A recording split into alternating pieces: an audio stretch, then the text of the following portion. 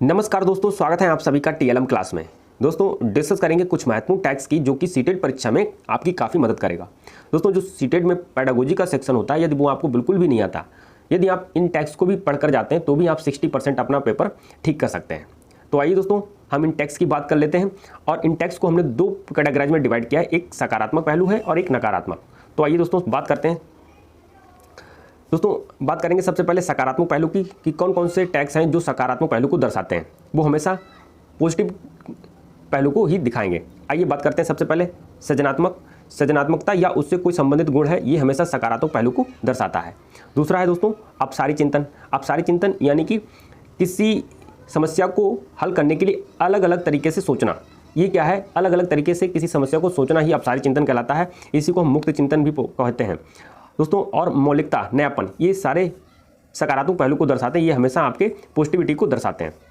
वहीं लचीलापन, यदि आप समस्या को सॉल्व करने के लिए आप लचीलापन यानी फ्लेक्सिबल थिंकिंग रखते हैं तो ये आपका पॉजिटिव पहलू होगा। नेक्स्ट बात करेंगे स्वयं सीखने के अवसर प्रदान करना। बच्चे को उसको स्वयं सीखने के अवसर प्रदान करिए।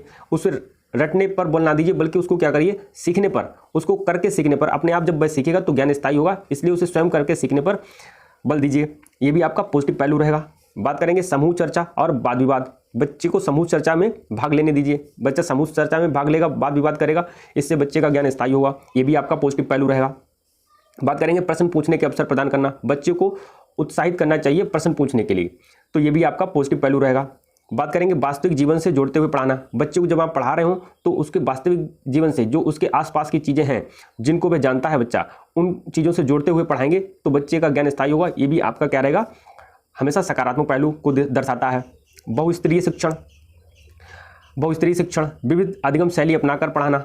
बच्चे को विविध अधिगम शैली, भिन्न भिन्न मेथड से बच्चों को अगर आप पढ़ाएंगे तो बच्चे में क्या होगा, अलग अलग तरीके से सोचने विचार करने की क्षमता विकसित होगी। तो ये भी आपका क्या रहेगा, पॉजिटिव पहलू रहेगा। बात करेंगे आपको दोस्तों ये बिल्कुल हुबहू ऐसे ही एज इट इज़ मिल जाएंगे। आप देखेंगे प्रीवियस ईयर पेपर उठा करके तो आपको बिल्कुल एज इट इज़ ही आपको यहाँ पर मिल जाएंगे। तो ये आपकी बहुत ही मदद करेंगे पेडागोजी को सॉल्व करने में। बात करेंगे अनुकूलतम शिक्षण, वैविध्यपूर्ण अधिगम, जैसा कि अभी बताया, अधिगम शैली, भिन्न भिन्न अधिगम शैली से पढ़ाना।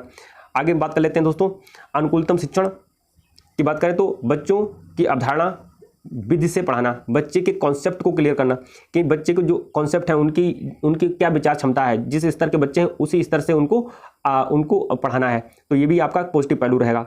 बात करेंगे शब्दों का अर्थ ग्रहण करते हुए पढ़ाना। जो शब्द हैं उनका बच्चों को अर्थ को समझाते हुए जब आप पढ़ाएंगे तो बच्चे का ज्ञान स्थायी होगा। तो ये भी आपका पॉजिटिव पहलू रहेगा। बात करेंगे संवेदनशीलता, अधिगम को अधिक विस्तृत बनाना। तो दोस्तों अधिगम को अधिक विस्तृत बनाना यानी कि बच्चे में जो अधिगम है, लर्निंग है, उसको बड़ा करके, थोड़ा सा खोल करके बताना। ये भी आपका पॉजिटिव पहलू रहेगा। बात करेंगे आगमन विधि द्वारा पढ़ाना। बच्चे को उदाहरण देकर के जब हम पढ़ाएंगे, बच्चे को उदाहरण देकर और नियम निकलवाएंगे तो ये भी आपका पॉजिटिव पहलू रहेगा। बच्चे के लिए आगमन विधि जो होती है काफ़ी महत्वपूर्ण होती है छोटे बच्चों को पढ़ाने के लिए। रचनात्मक विकास, कल्पनात्मक विकास और आलोचनात्मक विकास करना। बच्चे में रचनात्मकता को जोड़ देना। बच्चे को खुद प्रेरित करो, उसे अपने आप काम करने के लिए या रचनात्मक चीज़ों में इन्वॉल्व करो। ये आपका हमेशा पॉजिटिव पहलू रहेगा। कल्पना करने का विकास करना बच्चे के अंदर। बच्चा अपनी सोच के थ्रू कल्पना करके जब किसी समस्या को सॉल्व करेगा, ये भी आपका क्या रहेगा, महत्वपूर्ण पहलू रहेगा और ये पॉजिटिव ही रहेगा। आलोचनात्मक ढंग से बच्चे को विकास करना। आलोचनात्मक का मतलब दोस्तों होता है बच्चे को पॉजिटिव और नेगेटिव पहलू उसको समझ आए कि इसके क्या गुण हैं, इसके क्या अवगुण हैं, इस चीज़ पर बच्चा तर्क कर पाए। इस तर्क को विकसित करना भी एक क्या होता है, आपका पॉजिटिव पहलू ही रहेगा। बात करेंगे खोज विधि के द्वारा पढ़ाना। बच्चा को खोज विधि, अन्वेषण करके सीखने पर जोर देना चाहिए। बच्चा अपने आप खुद खोजी बने बच्चा, इस हिसाब से बच्चे को पढ़ाना है। रुचि के अनुसार कार्य करना। बच्चे में रुचि के अनुसार कार्य करने की क्षमता विकसित करना। जिस प्रकार की बच्चे की रुचि हो उसको उन्हीं चीज़ों में इन्वॉल्व करो। ये भी क्या रहेगा, पॉजिटिव पहलू रहेगा। बात करेंगे पूर्व व्यवहार से तुलना करना। बच्चे की, एक बच्चा है, उसके पहले उसने क्या सीखा था और उसने बाद में क्या सीखा, उस व्यवहार की तुलना करेंगे तो वो दोस्तों क्या रहेगा, पॉजिटिव पहलू में रहेगा। जबकि एक बच्चे की दूसरे बच्चे से तुलना करेंगे तो ये नेगेटिव पहलू रहेगा। एक बच्चे की दूसरे बच्चे से आप तुलना ना करें, ये नेगेटिव पहलू रहेगा। जबकि एक बच्चे के जो पहले उसने सीखा है, उसी बच्चे ने पहले जो सीख रखा है और उसी बच्चे ने जो आगे जब उसको पढ़ाया गया, सिखाया गया, उसके बाद उसका ज्ञान का स्तर क्या है, उसकी तुलना करेंगे तो ये आपका पॉजिटिव पहलू में आएगा। आई थिंक बात क्लियर हो पाई होगी। बात करेंगे सोच का विकेंद्रीकरण करना। वही बात है कि बच्चा भिन्न भिन्न तरीके से अपने सोच को विकसित करे, भिन्न भिन्न तरीके से सोचे कि समस्या को सॉल्व करने का। ये दोस्तों याद रखना बहुत ही महत्वपूर्ण है। विकेंद्रीकरण कई बार पूछा जाता है। सीखने में अधिगम इंद्रियों का प्रयोग करना, जो अधिकतम इंद्रियों का प्रयोग करना। बच्चे की जो इंद्रियां हैं, नाक, कान, त्वचा, इन सारी चीज़ों को, दिमाग है, ब्रेन है, इन सारी चीज़ों को वह अधिकतम प्रयोग में लाए। ऐसी चीज़ें दोस्तों हमेशा पॉजिटिव में आएंगी। आइए दोस्तों अब हम बात कर लेते हैं कुछ निगेटिव पहलू की जो हमेशा निगेटिव होते हैं। बच्चे को दंड व पुरस्कार देना, हर बार बच्चे को दंड दो, हर बार पुरस्कार दो, तो ये दोस्तों हमेशा निगेटिव पहलू में आता है। ऐसा हमें नहीं करना चाहिए, ऐसा करने से हमको बचना चाहिए। बच्चे की आपस में प्रतियोगिता, अभी दोस्तों हमने बताया था बच्चे की आपस में प्रतियोगिता नहीं कराएंगे, ये नेगेटिव पहलू होगा। एक बालक यहाँ है और एक बालक यहाँ है, अब इन दोनों में आप क्या करेंगे, प्रतियोगिता कराएंगे, ये हमेशा नेगेटिव पहलू में आता है। वही बात करें अनुशासन में रखकर पढ़ाना, बच्चे को बहुत ज़्यादा अनुशासन दे देंगे तो भी बच्चा क्या होगा, ये बच्चा बिगड़ जाएगा, और ये दोस्तों नेगेटिव पहलू में आता है। बच्चे को फ्री रह करके उसे सीखने के लिए बल देना चाहिए, बच्चे को ज़्यादा अनुशासन नहीं करना चाहिए। बच्चों का वर्गीकरण करना, बच्चों को अलग अलग वर्गीकरण करना, जिन्हें मैथमेटिक्स आती है उनको एक क्लास में बैठाना, जिन्हें इंग्लिश आती है उन्हें एक क्लास में बैठाना, ठीक है। तो इस प्रकार से अगर वर्गीकरण कर देंगे तो बच्चे ये आपका नेगेटिव पहलू में आएगा, क्योंकि बच्चे यहाँ पर जो इंग्लिश आती है या जिन्हें मैथ आती है वो एक दूसरे से अगर संपर्क में रहेंगे तो वो भी कुछ ना कुछ सीखेंगे एक दूसरे से। तो यदि आप उन्हें अलग बैठा देंगे तो वो बच्चे सीखने से वंचित रह जाएंगे, तो ये आपका नेगेटिव पहलू को दर्शाता है। बात करेंगे बच्चों केवल, मात्र और सिवाय, यदि ये चीज़ें हैं केवल, मात्र, सिवाय लगा है तो ऐसे अगर पढ़ाएंगे तो भी ये अगर शब्द लगे हैं ये टैग, तो भी ये नेगेटिव पहलू को दर्शाता है। जैसे अगर बात करें केवल लड़कियों को ही शिक्षा देना या केवल लड़कों को ही मैथ की शिक्षा देना, तो ये क्या है, ये नकारात्मक पहलू को दर्शाता है।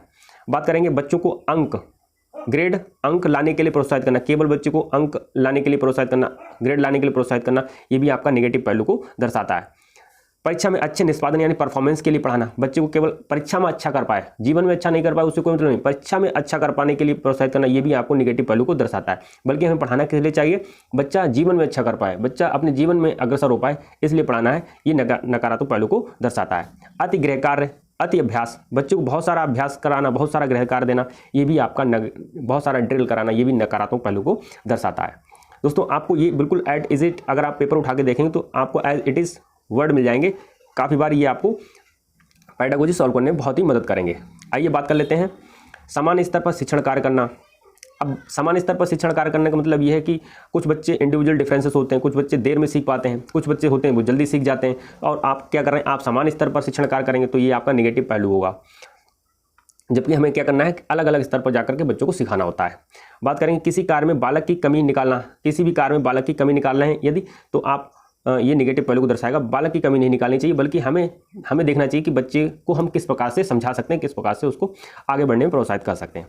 अधिक पढ़ाना या नोट्स लिखवाना, बहुत सारा पढ़ा रहे हो बच्चों को या बहुत सारे नोट्स लिखवा रहे हो, तो ये भी आपका नेगेटिव पहलू रहेगा। बात करेंगे याद करवाना या रटवाना या दोहराना, बच्चे को हम याद करवाने के लिए रोट लर्निंग को बिल्कुल प्रोत्साहित नहीं करेंगे, रोट लर्निंग को हम बिल्कुल भी प्रोत्साहित नहीं करेंगे, तो ये भी आपके नेगेटिव पहलू में आते हैं। वहीं बात करें पूर्ण रूप से परिभाषा या तकनीकी शब्दों का पढ़ाना, बच्चे को देखो तकनीकी शब्द नहीं समझाते हैं, बच्चे को तकनीकी शब्द यानी परिभाषाएं बच्चे को नहीं समझाती, उनको हमें क्या करना होता है, व्यवहारिक पहलू से समझाना होता है, व्यवहारिक तरीके से बच्चे के समझ आए, ये चीज़ हमें डेवलप करनी होती है बच्चे के अंदर। तो ये परिभाषा देना, तकनीकी शब्दों का प्रयोग करना, ये नेगेटिव पहलू होते हैं, ये हमेशा नकारात्मक होते हैं।